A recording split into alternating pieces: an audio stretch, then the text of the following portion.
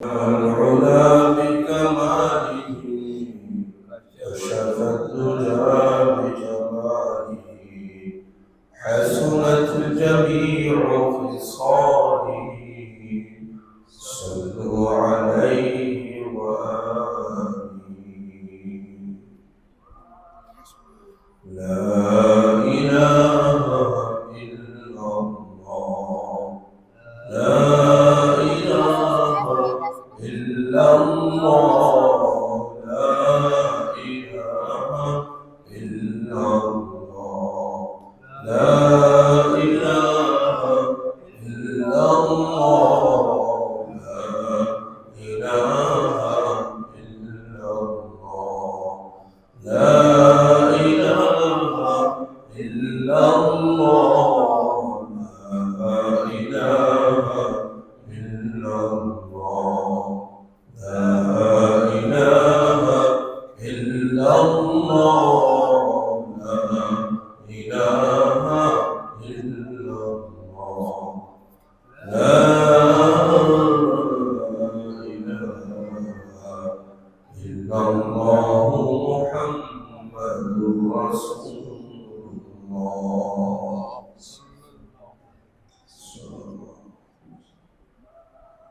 আল্লাহ পাকের বহুত বড় দয়া ও মেহেরবানি। আল্লাহ তাআলা আমাদেরকে শুক্রবার জুমার দিন জুমার নামাজের উদ্দেশ্যে মসজিদে আসার তৌফিক দান করেছেন। এজন্য সকলেই দিল থেকে শুকর আদায় করব আলহামদুলিল্লাহ।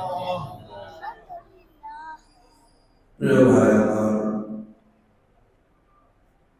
আমরা যারা মুসলমান আমাদের আলাদা একটা পরিচয় হলো যে মুসলমানের পরিচয় সারা দুনিয়ার সমস্ত মানুষের জন্য সমান। আরবের মুসলমান হোক, আজমের মুসলমান হোক, কিংবা ইউরোপ, আমেরিকা বা আফ্রিকার মুসলমানই হোক না কেন, সকলেই মুসলমান। আর সকলের জন্যই মুসলমান হিসেবে আল্লাহ তাআলার দেওয়া সমস্ত গুণগুলো সমান। আল্লাহ তাআলা মুসলমানদেরকে ঈমানদারদেরকে যে কোনো হুকুম করার ক্ষেত্রে মনে হয় এমন ভাবে বলেছে যে প্রত্যেক ব্যক্তিকে আল্লাহ আলাদা আলাদা ভাবে বলেছে, আব্দুল্লাহ তুমি না মুমিন, তুমি না ঈমান এনেছো, আমি তোমাকে এটা বললাম, তুমি আমার এই কথাটা মানো। আব্দুর রহমান তুমি তো মুসলমান, তুমি তোমার গর্দানকে আমার সামনে তুমি দয়া দিয়েছো, তুমি ঈমান এনেছো, তুমি মুমিন, আমি তোমাকে এটা বললাম, তুমি এটা শুনো। যেন প্রত্যেকজন ব্যক্তিকে আলাদা আলাদা ভাবে আল্লাহ তাআলা বলছে যে তোমার নাম যাই হোক না কেন, তোমার ভিতরে যখন ঈমান জায়গা পেয়েছে, তোমার একটা পরিচয় হলো তুমি মুমিন, তোমার এক পরিচয় হলো তুমি মুসলমান। তো মুমিনদেরকে আল্লাহ তাআলা একজন একজন করে মনে হয় বলছেন যে তোমাকে আমি বলছি, তুমি আমার এই কথাটা শোনো, তোমাকে আমি বলছি, তুমি আমার এই কথাটা মানো, এটা তোমার জন্য, এবং আমি তোমাকেই বলছি।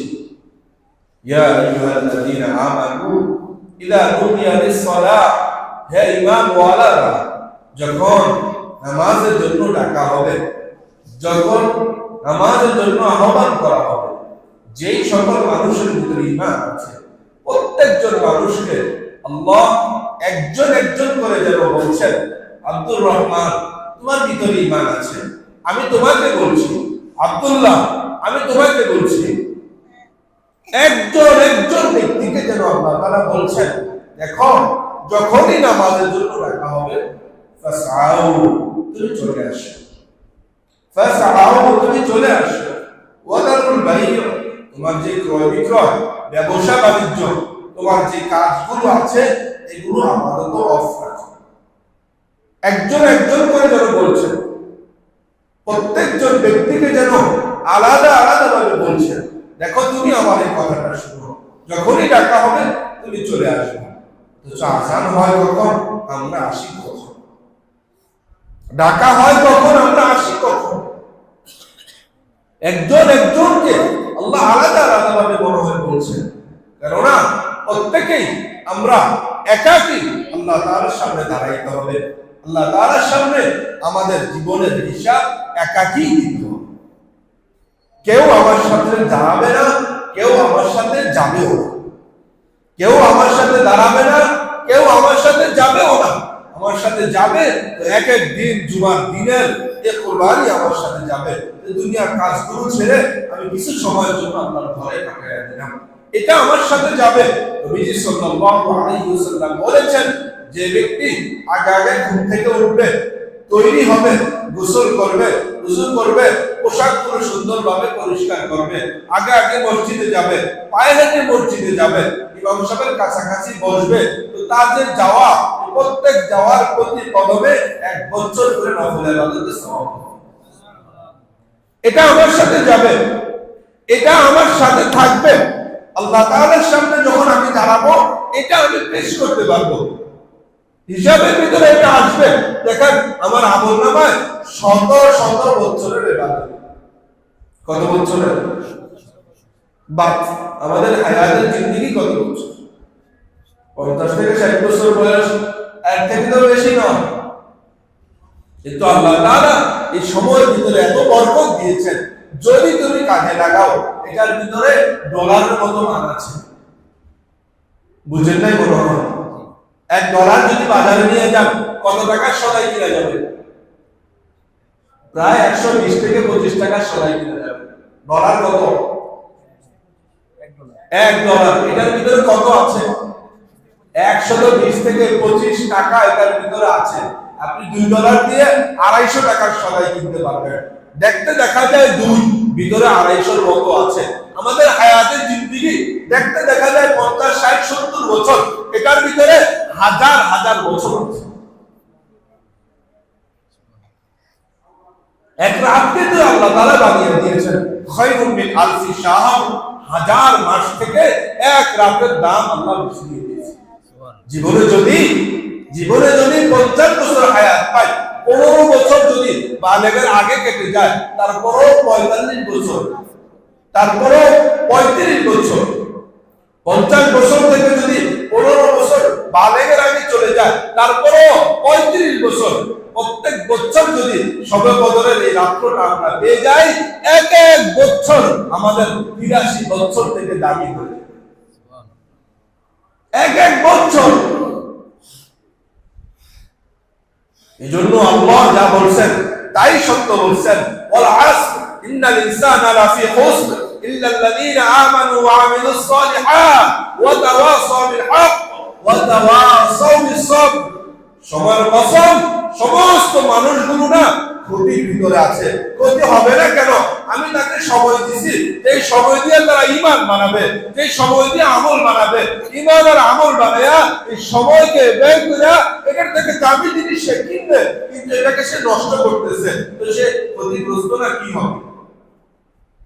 দামি জিনিস ব্যয় করে সে আর কিছু কিনতেছে না, খরিদ করতেছে না। আপনি স্বর্ণ ব্যয় করলেন, কিন্তু এটাকে ব্যয় করা কোনো কিছু খরিদ করলেন না, তো আপনার কাছে দামি যেটা ছিল এটা তো শেষ হইল, নতুন করে কোনো কিছু সঞ্চয় হইল। আমাদের অনেক মুরব্বীদেরকে দেখা যায়, অনেকের ব্যাপারে বলে তো ওর বাপ অনেক সম্পদশালী ছিল, অনেক টাকা পয়সা রেখে গিয়েছিল, কিন্তু ও এগুলো বিক্রি করছে আর খাইছে, কোনো কাজ করে নাই, আজকে নিঃস্ব হয়ে গেছে। বলে কি বলে না? ওর কাছে ছিল কিন্তু ও এগুলোকে কাজে লাগায় না। আমাদের কাছে সময়ের মতো নিয়ামত আছে, দামি এরকম আল্লাহ তাআলা এক জিনিস দিয়েছেন, এটাকে আমরা শুধু শুধু খরচ করে শেষ করে দিচ্ছি। যদি এটাকে ব্যবহার করে জান্নাতের অসংখ্য অগণিত নিয়ামত যদি আমরা খরিদ না করি, একসময় দেখা যাবে সময় শেষ, আমাদের পুঁজি বলতে আর কিছুই নেই। বাস্তব কি বাস্তব নয়? সময় যাচ্ছে তো, শেষ হচ্ছে তো।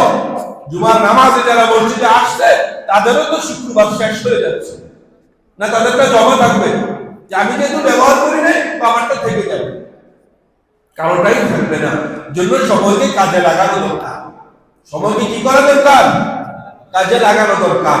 যত আমরা সময়কে কাজে লাগাবো তত সময়ের দাম বাড়বে। সময়ের দাম বাড়বে বলতে এটাকে যে কাজে লাগাইলাম ওইটা এত দামই হবে যে আমি ওটা চিন্তাও করতে পারবো না, ওটা আমি চিন্তাও করতে পারবো না। আমাদের চিন্তার ভিতরে এটা নাই যে আমরা আসবো মসজিদে আর এত বছরের নেকি গুলো নিয়ে আমরা বাড়িতে যাব, এই চিন্তা আমাদের ভিতরে নাই। হ্যাঁ, আসছি ঠিক আছে, মসজিদে আসছি ঠিক আছে, কিন্তু এই চিন্তাটা আমাদের ভিতরে নাই। আমরা বাজারে গিয়ে কিছু খরিদ করলে যেভাবে চিন্তা করি যে না আমি তো এটা খরিদ করে আনলাম, কিন্তু এখান থেকে যাওয়ার পরে আমাদের ভিতরে একটা চিন্তা আসে না যে আমরা ওখানে গেলাম তো কি নিয়ে আসলাম। এই জন্য পরের বার যাইতে মন চায় না। আজান হয়ে যায় তো ঘরে বসে থাকি, মোবাইল আছে তো মোবাইল চালাইতে থাকি, সামনে টিভি আছে তো টিভি চলতে থাকে, দোকান খোলা তো চিন্তা করে আধা ঘন্টা পরেই বন্ধ করি, অসুবিধা নাই। আমার ভিতরে চিন্তাটা তো নাই যে আমি ওখানে যাবো তো কি নিয়ে আসবো।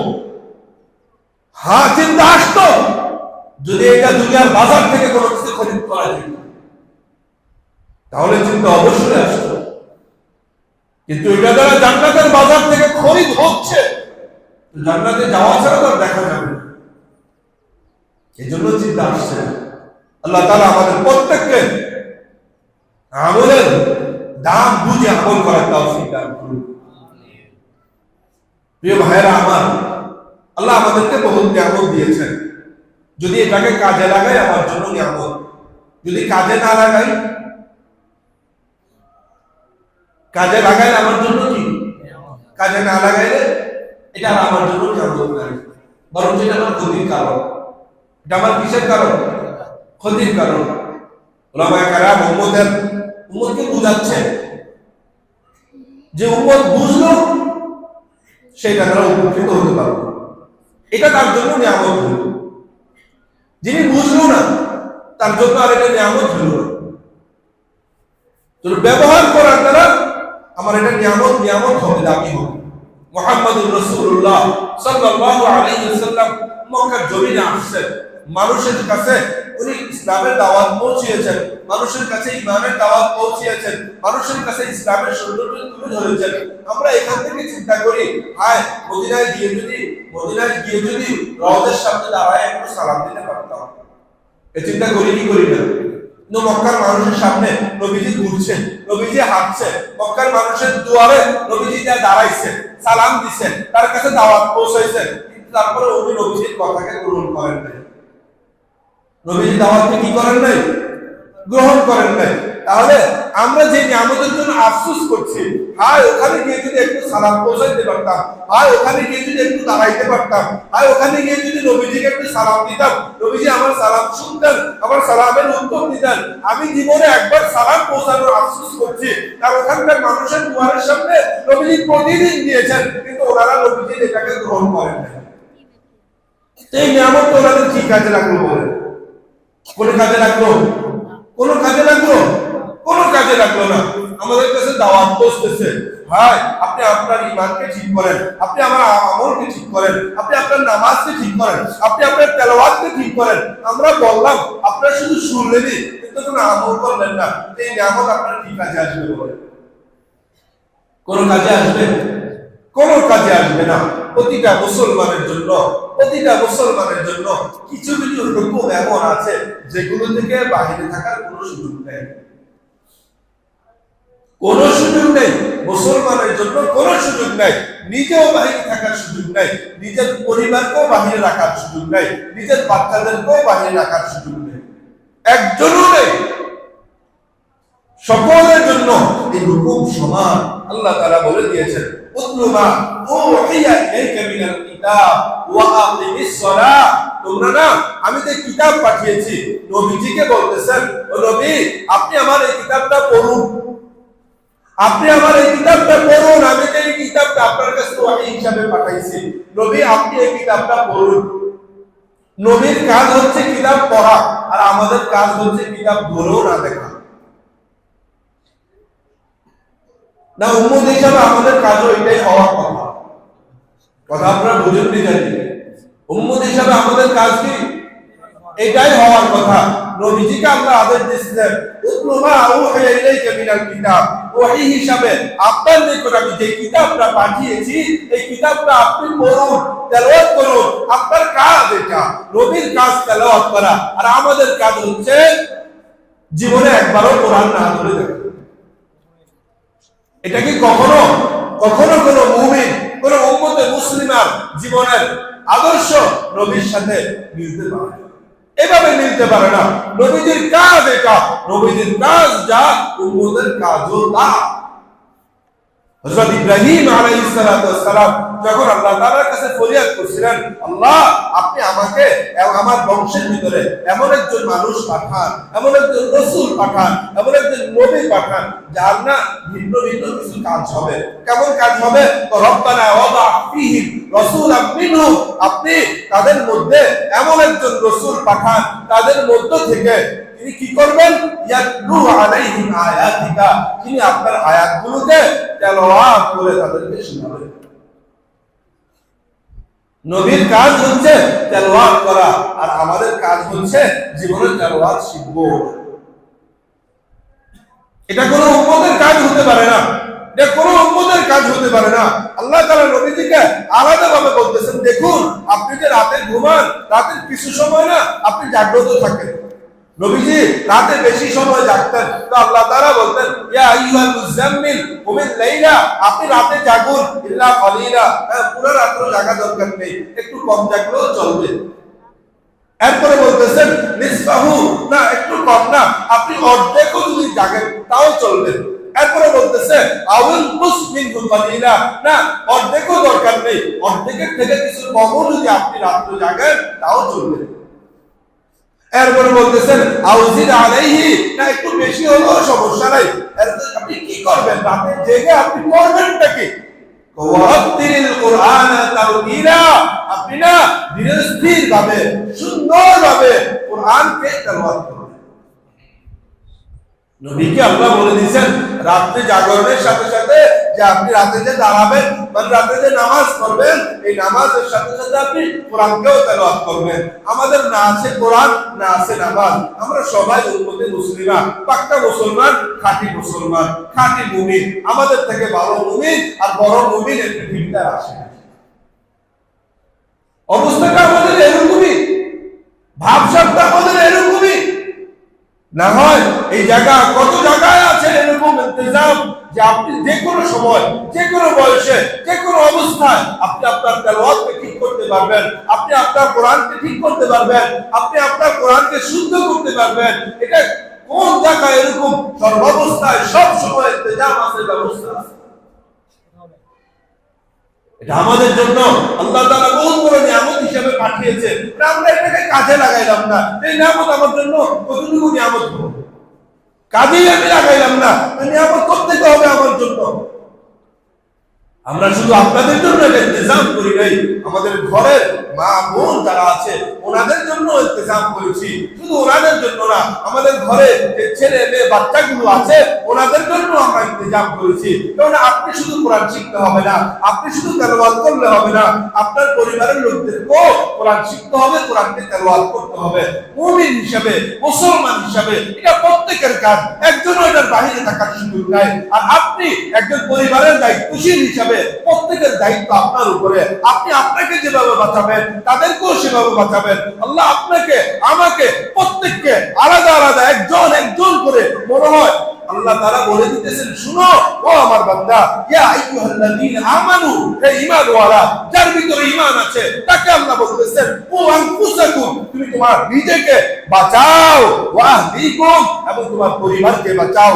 নারা, এমন আগুন থেকে, ওয়াকুদুহান নাস ওয়াল হিজারা, যে আগুনের ইন্ধন হবে সমস্ত মানুষ এবং জড় পাথর, এইগুলো দিয়ে আল্লাহ তাআলা আগুনকে প্রজ্বলিত করবেন। তুমি সেখান থেকে বাঁচাও, তোমার পরিবারের লোকদেরকেও বাঁচাও, পরিবারের লোকদেরকেও বাঁচাও।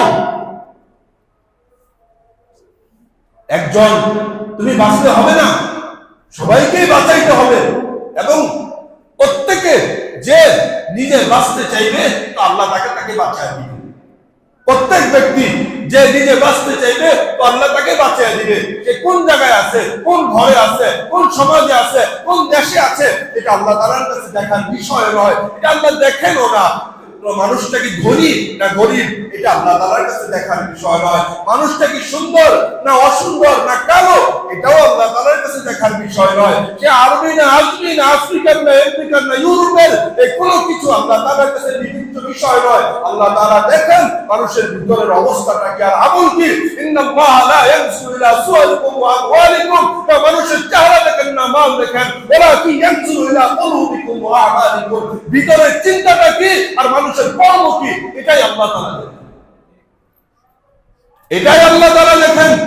এজন্য আমি যেই সমাজে আমি বাস করি না কেন, যেই দেশেই আমার জন্ম হোক না কেন, যেই ঘরেই আমার জন্ম হোক না কেন, আমি যদি চাই তো আমাকে আমি দামি বানাইতে পারি, আমার জীবনকে আমি সুন্দর করতে পারি, আমি আমাকে জাহান্নাম থেকে বাঁচাইতে পারি।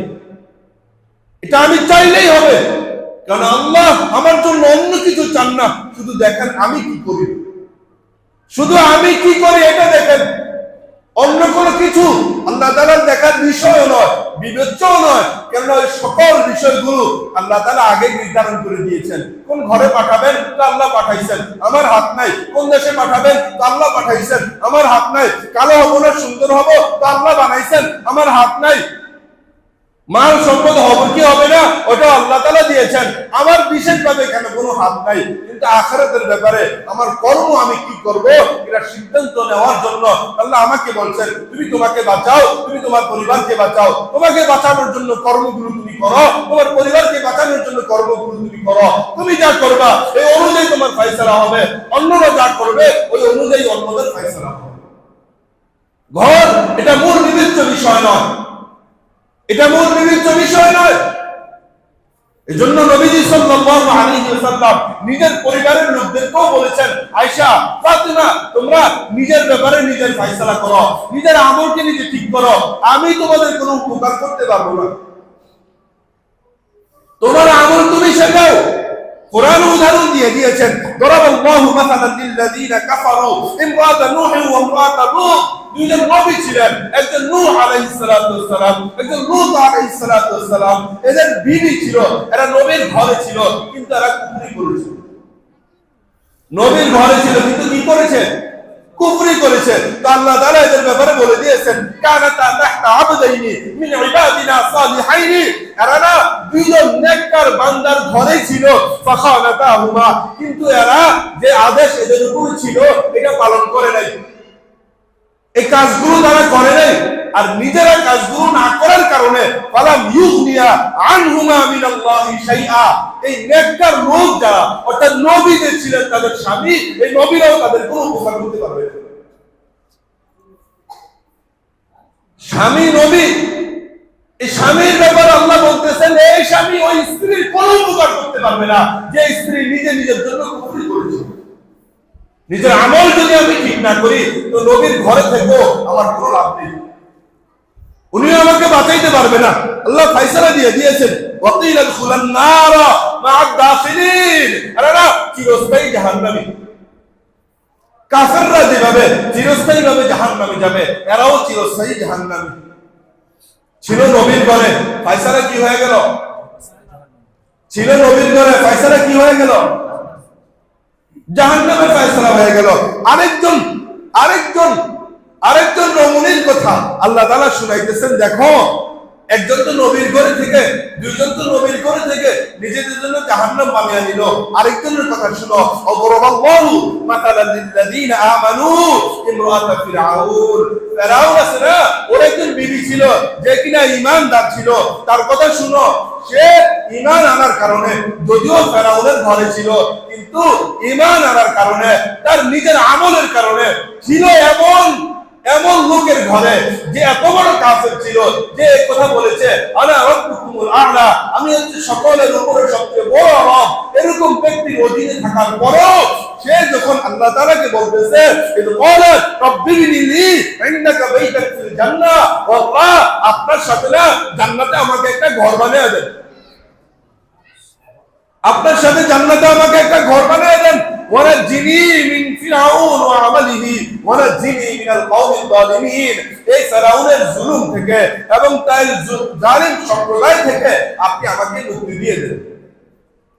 তো আল্লাহ তাআলা তার ফয়সালা দিয়ে দিয়েছে যে সে জান্নাত ছিল কার ঘরে? আল্লাহ তাআলা তাকে সার্টিফিকেট কি দিয়েছে? আর ওনারা ছিল কার ঘরে? নবীর ঘরে। কার ঘরে সার্টিফিকেট পাইছে? কিসের? আমরা কোন এলাকায় আছি, কোন বসতিতে আছি, কার ঘরে জন্মগ্রহণ করেছি, আমাদের আব্বা কে ছিল, আম্মা কে ছিল, পরিবার কেমন, ধনী না গরিব, সুন্দর না অসুন্দর, কোন কিছু আল্লাহ তাআলার কাছে বিবেচ্য বিষয় নয়। আল্লাহ দেখেন কার ভিতরে ঈমান আছে আর কার ভিতরে আমল আছে। এজন্য যুবক নিজের জীবনকে বানাও, নিজের জীবনকে বানাও। নারী পুরুষ সকলেই নিজের জীবনকে বানান। নিজের জীবনের ঈমানকে সুন্দর করেন, আমলকে সুন্দর করেন। আর এই কোরআন ছাড়া কারো জীবনের আমল সুন্দর করার কোন রাস্তা নাই। এই কোরআন ছাড়া কারো জীবনের আমল সুন্দর করার কোন রাস্তা নাই। এজন্য এটার সাথে সম্পর্ক লাগান, এটার সাথে সম্পর্ক বাড়ান। ভালো করতে না পারেন খুলে খুলে একটু দেখেন। 24 ঘন্টার সময়ের ভিতরে 10 মিনিট এটা শেখার জন্য সময়কে লাগান। একটু তেলাওয়াত করতে পারেন তো 10 মিনিট একে তেলাওয়াত করার সময়কে লাগান। এটা আপনার ঈমানকে বাড়াবে, এটা আপনার ঈমানকে বাড়াবে, এটা আপনার ঈমানকে সুন্দর করবে। আর ঈমান যখন বাড়বে তখন আপনার আমল সুন্দর হয়ে যাবে। এটা আপনার ঈমানকে বাড়াবে, ঈমানকে সুন্দর করবে। ঈমান যখন বাড়বে তা আমল সুন্দর হয়ে যাবে। ঈমানকে সুন্দর করবে, এটার কাজই এটা। যখন মানুষ তেলাওয়াত করবে তো তার ঈমান আল্লাহ বাড়ায়া দিবেন, তার ঈমান কি করবেন? বাড়ায়া দিবেন। এটার কাজই এটা। মা উনজিলাত সূরাতুন ফামিনহুম মান ইয়াকুলু আইয়ুকুম যাদাতু হাযিহি ঈমানা ফাআম্মা আল্লাযীনা আমানু ফাযাদাতুহুম ঈমানা ওয়া হুম ইস্তাবশিরুন। ঈমানের সম্পর্কের সাথে এটা জড়িত। যখন ওয়াইদা তুলিয়াত আলাইহিম আয়াতুহু যাদাতহুম ঈমানা, যখন এটাকে তেলাওয়াত করা হবে, যখনই পড়া হবে মানুষের ভিতরে ঈমান বাড়তে থাকবে, ঈমানের ভিতরে পাওয়ার আসবে, ঈমানের ভিতরে নূর আসবে। আমাদের ঘরে এটা জায়গা পায় না, আমাদের ঘরে ঈমানের নূর থাকবে কোত্থেকে? কিছুদিন আগে এক যুবক এটা নিয়ে আসছে বাসা থেকে, কোরআন নিয়ে আসছে, আইসা বলতেছে হুজুর এই কোরআনটা মসজিদে রাখেন। তো আমি ওকে বললাম তুমি এটা মসজিদে কেন দিতেছো? হুজুর আমাদের ঘরে তো কেউ ওটা পড়ে না। তোমাদের ঘরে কি লোক নাই? আছে। কে কে আছে? আমার বোন আছে। আর কে কে কার কার কথা জানে বলবো। তাই বললাম তুমি আসো না? হ্যাঁ আছি। তোমরা এতগুলো মানুষ থাকতে ঘরের ভিতরে তোমরা 3-4 জন 5 জন মানুষ, এতগুলো মানুষ থাকতে ওই ঘরে একটা কোরআন থাকতে পারে না। 4 জন মানুষ তোমার ঘরে তোমরা থাকো, ওই ঘরে একটা কোরআন থাকতে পারে না। 4 জন মানুষের জন্য 4 বেলা খাবারের দরকার হয়, ওখানে বিদ্যুতের দরকার হয়, ওখানে চিন্তাখানার দরকার হয়, সমস্ত সরঞ্জামের দরকার হয়, আর ওখানে একটা কোরআনের দরকার হয় না। হবে কোত্থেকে? আমাদের জীবনের সাথে গরু ছাগলের জীবনের সামঞ্জস্য হয়ে গেছে। হবে কোত্থেকে? ও খায়, ও ঘুমায়, ও লেদা ছাড়ে, আমার কাজ ওইটা হয়ে গেছে। আমার জীবনের কাজ আমি কামাবো, খাবো, ঘুমাবো, আর সকাল হলে পেট পরিষ্কার করবো। জিন্দিগি ওর সাথে মিলে গেছে। হবে কোত্থেকে? ওর সাথে আমার জিন্দিগি আমি মিলিয়ে নিছি। ওর জীবনে যা আছে আমার জীবনে তা আছে। ওর খাবার মিস নাই, আমার খাবার মিস নাই। ওর ঘুম মিস নাই, আমার ঘুম মিস নাই। ওর আরাম মিস নাই, আমার আরাম মিস নাই। ওর ইস্তেঞ্জার জরুরত, আমার ইস্তেঞ্জার জরুরত। ওরও গোসলের জরুরত হয়, আমি তাকে গোসল করে আমি নিজেও গোসল করি। জিন্দিগি পার্থক্য হলো কোথায়? এজন্যই আল্লাহ তাআলা বলেছেন লাহুম কুলুবুন লা ইয়াফকাহুনা বিহা ওয়া লাহুম আ'ইনুন লা ইউবসিরুনা বিহা ওয়া লাহুম আযানুন লা ইয়াসমাউনা বিহা। এরকম কিছু মানুষ আছে যাদের ভিতরে দিল আছে, কিন্তু দিল থাকলে কি হবে এটা বুঝার মতো ক্ষমতা তাদের দিলে নাই, এটা যা বুঝে না।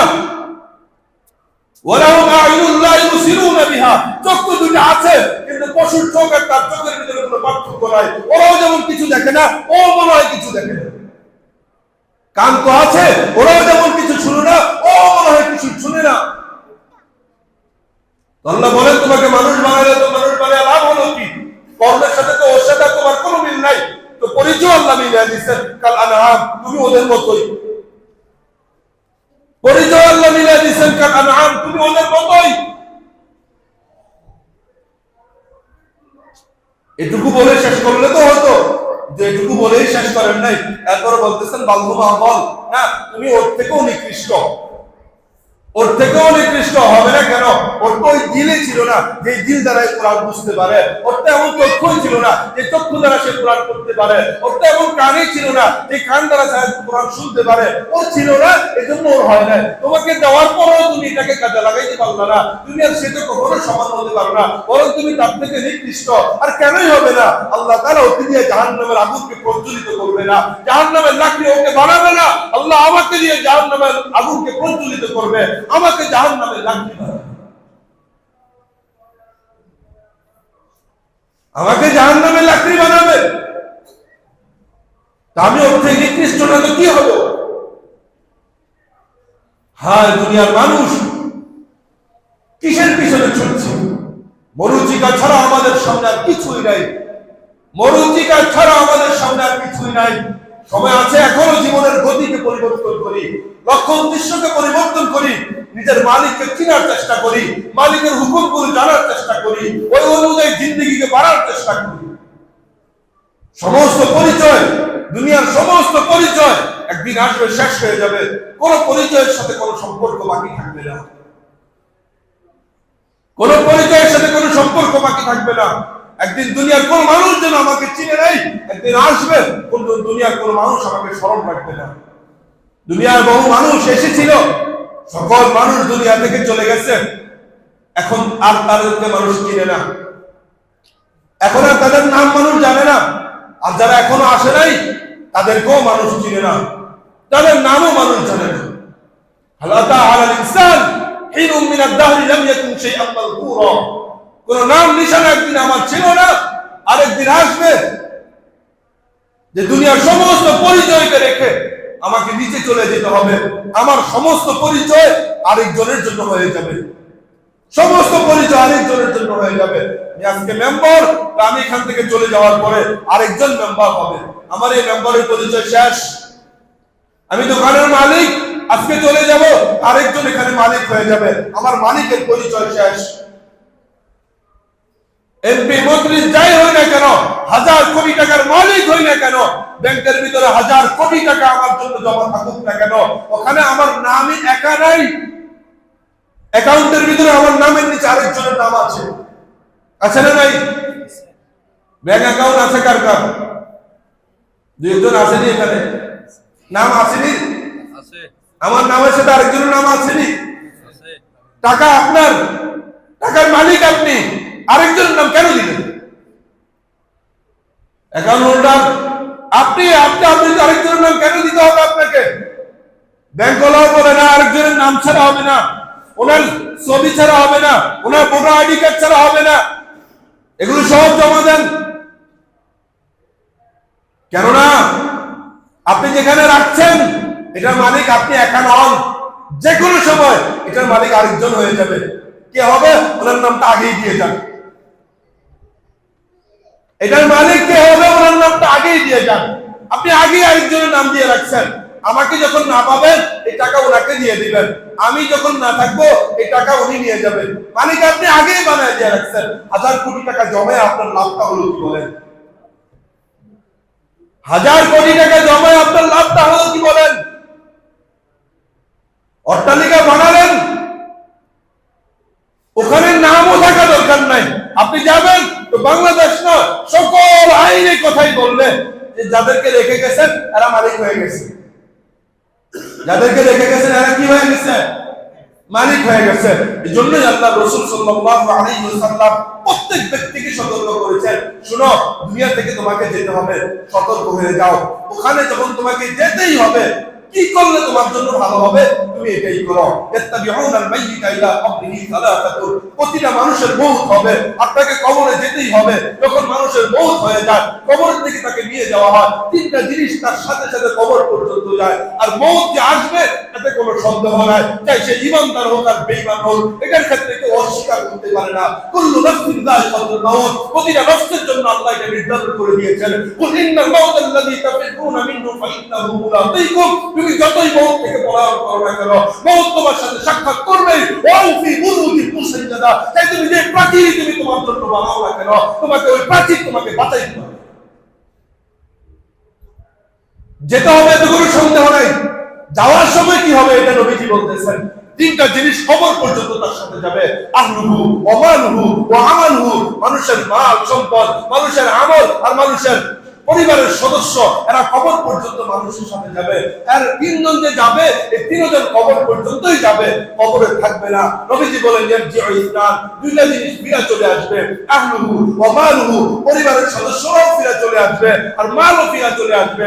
আমিও আমার আব্বারে কবর দিয়েছি, ওখানে আমিও থাকি নাই, চলে আসছি। আমার আব্বাও তার বাবাকে কবর দিয়েছে, ওখানে থাকে নাই, চলে আসছে। আমাকেও আমার সন্তান যখন কবর রাখবে, ওখানে থাকবে না, চলে আসছে। এটাই বাস্তবতা। সন্তান যদি মায়া আর মহব্বতের কারণে কিছুক্ষণ সময় দাঁড়ায় কবরের সামনে, একটু সময় পায় না দোয়া করার জন্য, আমরা যাই তো কবরস্থানে, তা আমাদের বলতে হয় এটা একটু দাঁড়ান, একটা মানুষ মাত্র কবরস্থ করছে, তার সুয়াল জবাব শুরু হবে, তার জন্য আমরা একটু দোয়া করি। এটুকু সময় পর্যন্ত মানুষের নাই। পরে দোকান খুলে রেখে আসছি, দোকান খুলতে হবে, অফিসে যেতে হবে, ঘরে কাজ রেখে আসছি, 2 মিনিট পরে দোয়া করবে, এটুকু সময় পর্যন্ত মানুষের। হ্যাঁ, এটাই দুনিয়া। জন্যই আল্লাহ বলছেন ওয়াল হায়াতুদ দুনিয়া ইল্লা মাতাউল গুরুর। হ্যাঁ, তুমি ধোঁকার পিছনে দৌড়াইতেছ। কিছুক্ষণ দাঁড়ায় থাকতে চাইলেও পাশের লোকে বলবে কতক্ষণ দাঁড়ায় থাকবে, চলো ঘরে চলো, বাসায় চলো, কতক্ষণ দাঁড়ায় থাকবে, এটাই নিয়ম। আমার আব্বা চলে গেছে, দাদা চলে গেছে, তোমার আব্বা আজকে চলে গেছে, ঘরে চলো, কতক্ষণ দাঁড়ায় থাকবা। বুঝে ঘরে নিয়ে যাওয়া হয়, আর ঘরে যাওয়ার পরে কিছুক্ষণ আগে যে একটা মানুষকে এখান থেকে বিদায় করা হয়েছে, এর মাত্র কোনো চিহ্ন বাকি থাকে না, কোনো চিহ্ন বাকি থাকে না। সারা দেশ থেকে মেহমান আসছে, আত্মীয় স্বজন আসছে, কে কোথায় ঘুমাবে, কে কোথায় খানা খাবে, কেউ খানা খাইছে কিনা, কে কিভাবে যাবে, সবাই এগুলো নিয়ে ব্যস্ত হয়ে পড়ে। একটা মানুষ কিন্তু অন্ধকার ঘরে রেখে আসছে, অন্ধকার কবরে রেখে আসছে, বিছানা ছাড়া ঘরে রেখে আসছে, আলোহীন ঘরে রেখে আসছে, বাতাসহীন ঘরে রেখে আসছে। কেউ একটা বার তার কথা চিন্তা করে। হ্যাঁ, এটাই বাস্তবতা। কিন্তু নবীজি একটা কথা বলে দিয়েছেন, দেখো সবাই যখন ছেড়ে যাবে, তবে একটা জিনিস কিন্তু তোমার সাথে থাকবে, ইয়াবকা ওয়াহিদুন আই আমালুহু, তোমার আমলটা বাকি থাকবে। তোমার আমলটা বাকি থাকবে। এক এক দিনের জুমার দিন তোমার বাকি থাকবে, এক এক দিনের রাতের এক এক ঘন্টা কোরআন শিক্ষার জন্য তোমার বাকি থাকবে, এক এক কদম কোরআন শিক্ষার জন্য তুমি দিয়েছো, এটা বাকি থাকবে। আমি শেষ জায়গায় চলে আসছি। গাড়ি খুব দূরে চলে গেলে ওই গাড়িতে উঠা যায় না, আর ট্রেন তো ছেড়ে দিলে, স্টেশন ছেড়ে দিলে আর উঠা যায় না। আমাদের এই গাড়ি অনেক দূরে চলে গেছে, অনেক আগে শুরু হয়েছে কোরআন শিক্ষার ক্লাসের গাড়ি চলা, অনেক আগে শুরু হয়েছে, অনেক দূরে চলে গেছে। যারা যাত্রা শুরু করছেন, কিছু কিছু আবার গাড়ি থেকে নামা শুরু করছেন, আর যারা এখনো শুরু করেন নাই, তারা ভাবছেন যে অনেক দূরে চলে গেছে। যারা ভাবতেছেন দূরে চলে গেছে, এটা সত্য, কিন্তু দূরে গেলেও আপনার জন্য বিকল্প গাড়ি তালাশ করা জরুরি। গাড়ি ছুটে গেছে, আপনার জন্য বিকল্প গাড়ি তালাশ করা জরুরি। আর যারা গাড়িতে উঠছেন, আপনারা যেন ভুলেও এই গাড়ি থেকে নামেন না, এটার পরিণতি ভালো হবে না।